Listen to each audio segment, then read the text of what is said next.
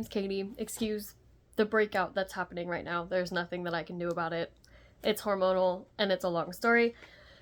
I've been uploading videos from my Wegovy video diary situation that I've been filming since April of 2024 when I first started Wegovy and this whole journey.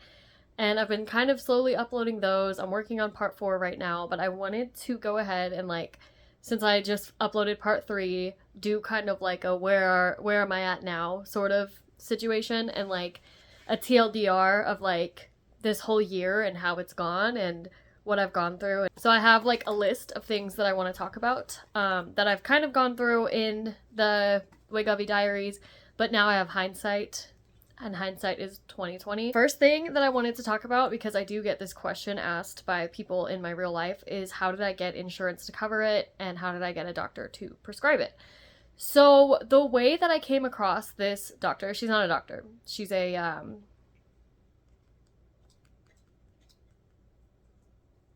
oh my god, what is she?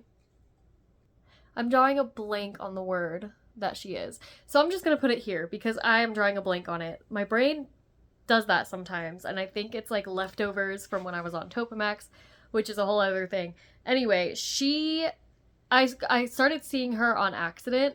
I have a regular OBGYN that I go to for like yearly pap smears, things like that. He was with me through my whole pregnancy with my daughter, and one day they called me and they said, hey, you have an appointment for a pap smear in April, but your doctor is no longer doing pap smears. He's like only doing pregnancy and those appointments, so we're gonna have you see this woman. And I remember thinking like, okay, I need to cancel that appointment because I'm particular about who gets all up in my business. And then for whatever reason, I did not do that. I did not cancel the appointment. I was too lazy, to be completely honest with you. I just did it because I was lazy. And so I go to see her and she asks me like, you know, the basic like first appointment questions, and she starts talking to me about PCOS. And this is the first time I've been in a room with a healthcare provider that actually knows more about PCOS than I do.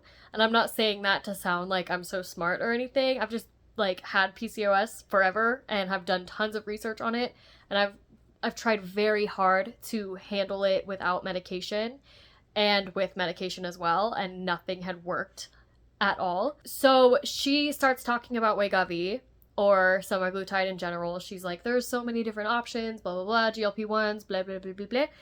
And I'm like, okay, but I want to get pregnant this year. And she's like, well, you can't if you're on this drug. So why don't you go home and think about it? And so we went home, me and my fiance, and we discussed like the pros and cons. And the biggest pro was that my pregnancy was so difficult with my daughter. And I believe that a lot of that could be attributed to my weight at the time. I was 190 something when I got pregnant, and I gained all the way up to 250. And I was miserable the entire time. There were some things that I think had nothing to do with weight, but there's a lot of things like aches and pains and whatnot that I believe was probably directly caused by my weight at the time. So I emailed her and I told her I'm gonna go on it, like, if you can get my insurance to cover it, because my original OB had tried to get me on it and my insurance had denied, and that was that. And that's why I got on Topamax and Wellbutrin, which I was off at the time of this appointment because the Topamax was miserable and terrible and awful, worst side effects ever, would not recommend, and it wasn't working. So she increased my metformin dose because I suppose there's literature that says that a higher metformin dose is better for those with PCOS. I have read that. I will try to link it in the bio if I remember. Don't forget. And she asked me to send her an email with like the whole story. When I first realized I had PCOS, when I got diagnosed, which getting diagnosed was also kind of a fight. And so I, typed that out, sent it to her, and she wrote me a prior authorization to my insurance, and they approved it. And I was able to pick it up like the next day. So I don't know. She told me that she would fight for it. If my insurance denied it, she would keep sending in the prior authorizations. She said that she has one patient that she sent in like 17 prior auths for, which is crazy. So I think part of why I'm even on this drug right now is because I got lucky with who my healthcare provider is. She has been amazing throughout this entire journey. Anytime I have a question, she's straight up sending me sources. She's like linking what she's saying to me so that I know, like, I can read through it and get more information. And like, she's just been incredible. And I'm so excited I get to go see her in a couple of weeks. And I have lost so much weight since the last time I saw her. The first thing I wanted to talk about is how did that happen? How did insurance cover it? I just got a really kick-ass healthcare provider, and I know that that's hard to find because it has taken me this long. I was 26 at the time that this whole thing started, and I had been fighting for PCOS healthcare since I was like 17, 18. Anyway, once I got on it, we kind of realized the amount of metformin that I was on was making me sick. I threw up. I had blood vessels burst in my face. That was from throwing up, by the way. It didn't just spontaneously happen. I was no longer able to do OMAD, which is 1 meal a day. I was doing like volume eating OMAD, where I would just eat all my calories in one sitting, and that was the only way that I could like not go over calories at the time. I was very invested in working out, very invested in my diet, very like obsessive would probably be the best word to describe it. It was bad, and I feel like, honestly, this drug has cured that, like cured the obsession. Anyway, so I got off of metformin during this time and got on birth control, and my weight loss started to slow down, which I now believe was part of the birth control. I'm no longer on birth control, which is a whole other story. I'm not trying to get pregnant, but I'm not taking hormonal birth control, I should say. I could no longer do the 1 meal a day because I was so, like, I couldn't eat that many calories in one sitting. I had to space it out throughout the day. So I started eating breakfast, lunch, and dinner again at first. Now I just eat lunch and dinner. Things have changed so much throughout this whole journey. But I want to talk about like things that not only have changed, but things that I kind of regret. So the first regret that I have listed here is scale obsession. So I tend to get very focused on numbers. I wasn't measuring myself. I'm still not measuring myself because I feel that might bring back that obsessiveness that I was talking about just a little bit ago. I know, like, I've never been diagnosed with an eating disorder, but I know that I definitely have, like, disordered eating patterns and thoughts and whatnot. So I'm trying to, like, do my best to stay away from that, you know, not make it any worse. Right now, I'm doing great, so that's awesome, but I feel like measuring myself makes it worse. But anyway, the scale, anytime the scale wouldn't move for more than, like, a week, I would get so discouraged. I would start eating like crap. It was just not ideal. It was not a thing that I was obsessed. Like I said, I was obsessed with the weight loss because at first it was so fast and it was so validating because it's like, okay, I've been doing all these diets and supplements and workout routines and I've, you know, paid money for online workout classes and, you know, all of that, and nothing's working. And now I'm doing all of that still, but I'm dropping weight rapidly. That's proof right there that it wasn't me. It was the PCOS. There was something wrong with me, but it wasn't my fault, you know? So it was very validating. And then it started to slow down around the time that I got on birth control. I don't know if that's what caused it. I just kind of think that's what caused it to slow down, because now that I'm off birth control, I'm starting to lose weight kind of fast again. So I've only been off for like a week, but I've lost 2 pounds this week. So a way that I would go back and measure my success without the scale would be non-scale victories, NSVs, as they're described in like weight loss forums and stuff. A non-scale victory, like my first one that I noticed, was it's easier to shave my legs. That's a huge, huge step forward for me. That was a lot of like, that made me feel great. So there's one. Your clothes fitting better, that was the other one. You don't have to lose numbers on the scale for your clothes to fit better because your body like adjusts and like changes. So I went from a 16 to an 8. I'm now a size 8, and that is like crazy. That is so like, who knew I'd ever be a size 8? The other thing that I regret is I think that I increased my doses too fast. I now know that if you are on the 0.25 dose, the very first dose, and you are steadily losing weight, there's no need to increase it until you hit a plateau. So now I'm on 2.4, and I had a plateau a couple of weeks ago, months ago, maybe like a month and a half ago. I couldn't increase my dose to anything. So it was like, okay, what can we do about this? We have to change other things. We can't just increase the dose. I did stay on the 0.25 dose for 2 months because I was so sick at first, but all of the other ones I was only on for a month, and I increased rapidly because I had it in my head that once I got to 2.4, I would get to my goal weight like in a week, basically. Not in a week, but very quickly, and that's not what happened. And now, like, when I'm in a plateau, I have to be very, like, way more cautious about things. I feel like if I had stayed on even 0.25 for another month, or, the 5.5 dose, I could still be at a lower dose and still have 2.4 for emergencies, So if you are thinking about starting it, or you're still on the low doses, if you're still losing weight, I don't think there's a reason to increase. Now, I'm not a doctor. If your doctor wants you to increase, then, do what your doctor says. But personally, if I could go back, I would stay on the lower doses for longer. Those, I think, are my only, like, big regrets if I could go back. I also wish that I had gotten my Zofran prescription immediately after I filled the Wegovy, like, before I even did the shot, because all the vomiting in the beginning could have been prevented by Zofran. So if you are considering getting on Wegovy or semaglutide, Ozempic, whatever, I highly recommend some sort of nausea prescription, because, oh my god, for me, it was awful. It's not like that for everybody, but for me, it was the nausea, and even still, sometimes I have to, like, break out the Zofran and take one, especially, like, the day after my shots. I have tummy issues, and the Wegovy did not help with that. Workouts have changed a lot since I got on the shot. As I said, I was very active when I got on the shot. Now I'm far less active. Today is actually the day that I'm, like, making myself get back into a lot more physical activity. As soon as I'm done filming this, I'm going to go work out. The fatigue was so bad that I physically, like, could not work out. The nausea, for some reason, got triggered by any, like, increase in heart rate. I would be working out and then I would have to stop and go throw up. Like, it was not ideal. I've been on 2.4 now since, I think, September of last year. So I would say that, like, the side effects have lightened up quite a bit. I still do get nauseous sometimes, and, like, I still gag randomly, but, like, other than that, the fatigue isn't really that bad. Everything is more manageable now.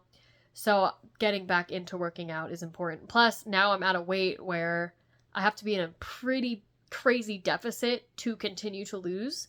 So I am working out instead of eating less, because I feel like I can't eat less than I already am. Otherwise, that's just unsafe. I do lunch and dinner every day. I no longer do one meal a day, but I still kind of intermittent fast. If you count not eating breakfast as intermittent fasting, I still have coffee or tea in the morning, and that always has some form of, like, milk, cream, whatever. So it's not really a fast, because I break my fast immediately when I wake up by drinking coffee or tea or whatever. And that also has milk in it. But I don't know. If you count that, I don't know. It just helps me stay within my calorie range without really having to focus on counting calories. And that's the other thing. I counted calories religiously and meticulously, like by the gram, before I was on the shot, and, like, the first couple of months. Now I don't count really at all. Intermittent fast. I feel like counting calories for me is a downward spiral into that obsessive eating that I was talking about. So I'm trying to do this without counting calories, and I'm still losing weight. So whatever I'm doing is working. I just feel like I can't anymore. Obviously, like, if you don't have a problem with it, count your calories, you'll probably lose weight faster. But I am just at a point in my life where it was feeling like a full-time job. I was planning out what I'm going to eat every night before bed and weighing everything and just being so particular. And I feel like now, since I did that for so long, I have a good idea of how many calories, how many grams, how many whatever that I'm eating. So I feel like I use that sort of, like, experience, I guess, to make sure that I'm staying within my calorie range. Staying hydrated is also something that I wish that I had done more of, because now that I'm, like, consistently keeping myself hydrated, I'm having way less side effects. If I'm feeling nauseous, sometimes I'm just really dehydrated. So drink water on this medication. It also helps with the constipation that you will inevitably get, especially if you're taking Zofran. The birth control, yeah, so I kind of already mentioned that I feel like it was slowing me down. Now that I'm off of it, I'm back to like a normal schedule of weight loss. So I am breaking out, but I just got off birth control, so I have a feeling that that's just my skin kind of reacting to not having those hormones in my body anymore, like a withdrawal sort of situation happening on my skin. Talk a little bit in part 3, I think, of my Wegovy diaries about how I was shitting clear liquid that was not from the Wegovy, but you do get diarrhea sometimes. And if it's clear, it's not from the Wegovy. You have something else going on. For me, it was just really, really bad IBS attacks. That's all it was. Okay, I'm back. Sorry, I had some stuff that I had to go do. I'm not sure where I was, but I know that I talked about birth control. I talked about the metformin. Kind of, actually. I stopped taking metformin because it was making me throw up. And then I had a very, very long plateau, which I did film throughout because it was so frustrating and so upsetting because it was the longest plateau that I'd had this far on the journey. It was at like 146, 145. And I was thinking that the Wegovy wasn't working anymore. I did post a video about that, but I also filmed like a more raw version of that I will be posting. I'm not sure what part it will be in of the Wegovy diaries, which is a playlist on my channel now. So if you go to my playlist, it's right there. There's part 1, 2, and 3 right now. Anyway, when that was happening, I emailed my doctor about it, and that's when she was like, well, are you intermittent fasting? Like, what are you doing? How's your exercise? And I told her everything that I was doing, and she was like, okay, let's put you back on metformin, 500 milligrams. So I now take 500 milligrams. I don't believe that the metformin is what broke me out of my plateau. I did a lot of research on metformin with Wegovy for PCOS specifically, and there's a lot of good things that it can do. It can help with weight loss. It can help when you get off of the shot. Metformin does different things than Wegovy, but they like target kind of the same like glucose stuff. I'm not a doctor, like I said, but it targets different things. So having them together can be really great for PCOS from what I've read. Not a doctor. So I decided to stay on it, even though I don't think that that's what broke the plateau. What I think happened is I was injecting in the same areas every week. So I would switch thighs, but I was only doing my thighs, and I was doing the same spots in my thighs. I have a freckle on one that I was like purposefully trying to stab, which I learned now you're not supposed to try to get it in a freckle. So my bad. And then on the other side, I was just doing the same spot. And there's this thing that you can get, starts with an L. Here's what it's called. I can't remember at the moment. And it's where the fat breaks down right there. And Wegovy is absorbed through fat. So what I think that I was experiencing is that happening, the fat breakdown, and then not getting as much medication or it not absorbing as good.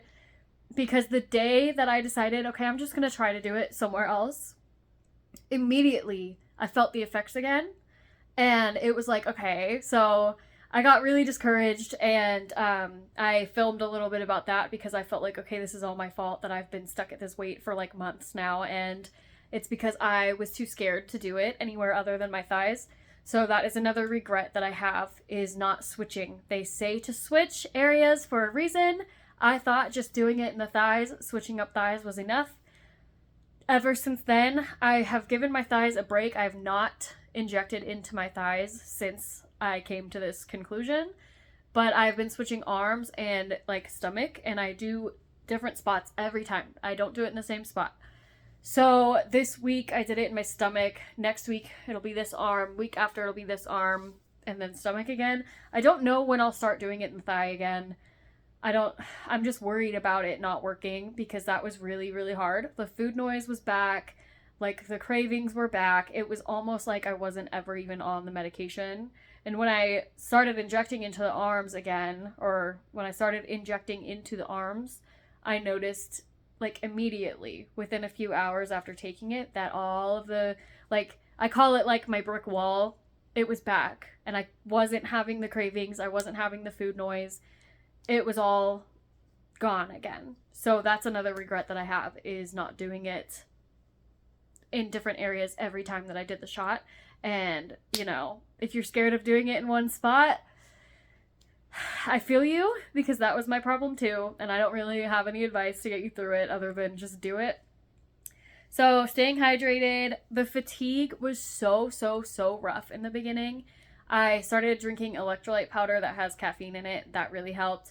Also, the fatigue got significantly worse when I got on birth control. The entire time that I was on birth control, I was having like debilitating fatigue that I was thinking was from COVID. When I had COVID back in October, I thought I have, you know, something wrong with me that's making me tired. I stopped birth control like maybe 2 weeks ago, maybe a week and a half ago. It has not been that long. And I've not been experiencing fatigue at all anymore. So like the Wegovy definitely caused it at first. I thought that I made it through it and then it came back. And it turns out that what was making it come back was most likely the birth control. Because now that I'm not on it, I'm no longer crashing at like 2 or 3 o'clock in the afternoon like I have been for months now. I am staying awake all day. I'm able to like function at bedtime with my daughter because there are days that I'm just laying in her bed like, okay, let's read a book. Okay, let's put on pajamas. Okay, like I'm not parenting in the way that I want to be because I'm so exhausted. And just these past couple of days, I've been able to do everything that I want to do. The house is taken care of. The kid is taken care of. I'm taken care of. Like all of the things that I've been struggling with for months now are no longer an issue since like maybe 2 days after I got off of birth control. So if you're on birth control for PCOS or for pregnancy prevention or whatever, like I understand. But if you're feeling fatigued and having like slow weight loss and things like that, it could be the birth control. I don't know. I'm not saying to get off of it. This was a personal decision for me. We are still taking precautions to prevent pregnancy because I don't want to get pregnant while I'm on Wegovy. I do want to get pregnant soon, but not like in the near future. Like, you know, maybe 6 to 8 months down the line is when we'll start worrying about that. Which, again, is further from my plan. I wanted to be pregnant about right now. I'm not at my goal weight, and I'm loving the way that I'm feeling. And pregnancy, like I said, was just really rough for me, so I think we're going to put it off 1 more year. I didn't want such a huge age gap between my kids, but I feel like this is how it was meant to turn out because I feel so, like, I can't even explain to you how much better I feel in my own skin, in my own body. I feel amazing. Now that I'm not having, like, really bad side effects, I feel incredible. I love going and trying on clothes, which I never used to like. I hated trying on clothes, like, at the store. Now I'm like, oh, the fitting room's closed. Damn it. And, like, it's a whole new experience being in a body that I like. I was about the weight that I am now in high school, maybe a little bit less. I was like 120, 125. Right now I'm 127. And I don't remember feeling this good about my body in high school. But I also had the brain of a teenager, and teenagers all hate their bodies and themselves, or at least me and all my friends did. So plus I didn't have the experience back then of like really knowing what it feels like to hate your body and then losing weight. So another question that I get from people in my life is, how did you do it? Am I telling people? Most people in my life know about it. Obviously, I'm posting about it on the internet and people that I know might see this. In part 3, I think, of the Wegovy Diaries, it might be part 2, I mentioned that I'm not telling my mom. That's for, like, a lot of personal reasons, but I did end up telling her, and she knows now, so. My dad's aware. My best friend was, like, the first person that I told. My fiance is obviously aware. People who ask about it, I just say, yeah, I'm on the shot, and it has changed my life. It has saved my life. It has done things that I could not have done by myself, and trust me, it was not for lack of trying. I kind of talked about workouts. I need to go actually do a quick one. I'm at 6,000 steps right now. It is 1 o'clock, but I have to like get in the shower in 15 minutes, so I'm gonna like do a 15-minute walk really fast and then get in the shower. I'm doing a lot better with working out now that the fatigue has subsided. That fatigue is no joke. At first, like every time I increase a dose, you know, the first like 3 days after the shots are I'm just so tired. And now, after I've been on 2.4 since I think September, it might have been August of last year, and I'm off birth control and I'm feeling really good. I'm not feeling fatigued. So I'm really trying to get back into the workout routine. I'm going to start lifting again. I was lifting when I started the shot and I have since stopped, which I know is terrible because they say you lose so much muscle. And I couldn't do it. I had no energy. Now I have energy again, so I'm going to do it. Also, the other thing really quick before I go was hair loss. So I talk about my hair falling out in clumps throughout this whole journey. PCOS causes that, and I've always had that be a problem. I have really thin, fine hair. Of course, it's up right now, so it's like hard to tell, but it is not falling out to the extent that it was in my Wegovy diaries. It is still kind of falling out, but I feel like it's a normal amount of hair. Like everyone has a little bit fall out every day. And like if I leave it up for 2 days, I'll get like a good amount that falls out. But I feel like that's normal. So yeah, I've changed my hair care routine a lot. I'm doing the curly girl method, which you can find all about on Reddit. They have a subreddit, and it's working really well for me. And my hair's not falling out as bad as it was. My periods are whack as fuck still, but birth control, they were getting normal, and then I got on birth control and they started to be like a roller coaster again. So I am hoping now that I'm off of it, once it's completely out of my system, I'm hoping that I'll start having a normal cycle again. I have ovulation tests just for curiosity to see if I'm ovulating, because with PCOS you don't always ovulate. If I miss any periods, obviously I'm still filming, I'm still on this journey, still on the shot.